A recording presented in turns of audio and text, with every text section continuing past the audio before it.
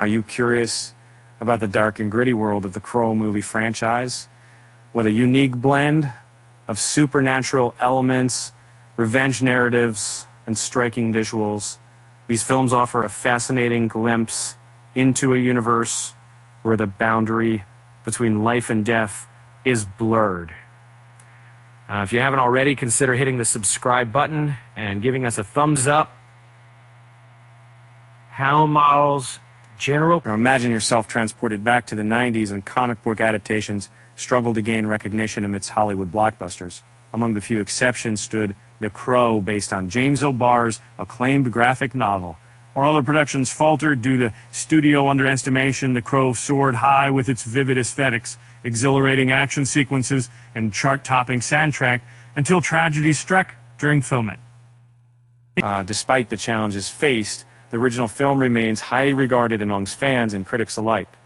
But what followed were several sequels marked by fluctuating quality and dwindling audience interest.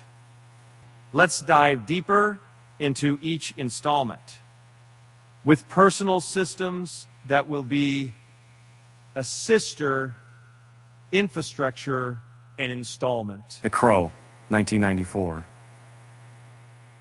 With an outstanding IMDb score of 7.5 and 86% approval rating on Rotten Tomatoes, this classic continues to hold its ground against contemporary superhero movies.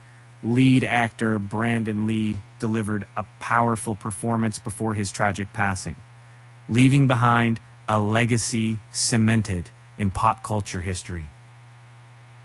And The Crow of City of Angels, about 1996.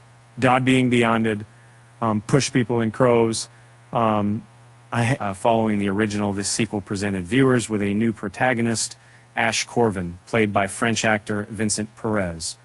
Although promising, the film suffered from heavy editing interference, which led to a somewhat chaotic final product. Nevertheless, it still managed to shine with beautiful designs and strong performances from renowned musicians Iggy Pop and Thomas Jane. And my kids set up in God to me, and surely expected to populate to a big tour of, but having accomplished one should rather seen the way the old time invest up in making accomplished and skipping theatrical releases entirely. This direct-to-video feature starring Eric Mabius failed to recapture the magic of the first film. Feeling more like a cheap imitation, Salvation focused on fulfilling franchise expectations rather than offering something fresh and innovative. Unfortunately, it ended up becoming the most forgettable addition to the series. And it canceled. There's a people being made from the middle of the feet who ended up coming on the first day of the time. It all was written procedures to a senior, but it was how long these racking up a dreadful 0% rating on Rotten Tomatoes. Wicked Prayer marks the lowest point in the entire franchise, starring Edward Furlong as Jimmy Cuervo. The film suffers from poor pacing, wooden acting, and bizarre casting decisions, including appearances from Dennis Hopper and Tara Reid. Ultimately, Wicked Prayer proves to be an exhaustingly dull experience.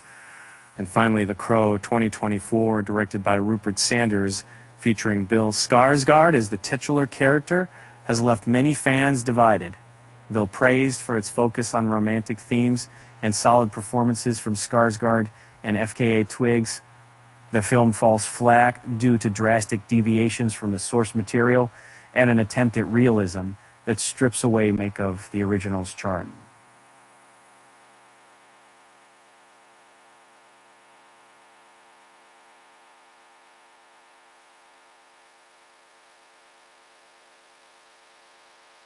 So there you have it, a closer look at the Crow movie franchise. With mixed results throughout the years, none of the sequels seemed able to capture the essence of the original masterpiece. Still, if you enjoyed this rundown, give us a thumbs up, and remember to keep exploring the lesser-known corners of cinema. After all, sometimes diamonds hide beneath layers of dust. Now go ahead and watch some funny tat videos to lighten the mood. Trust us, you need it. With that said, thanks for watching, and see you next time.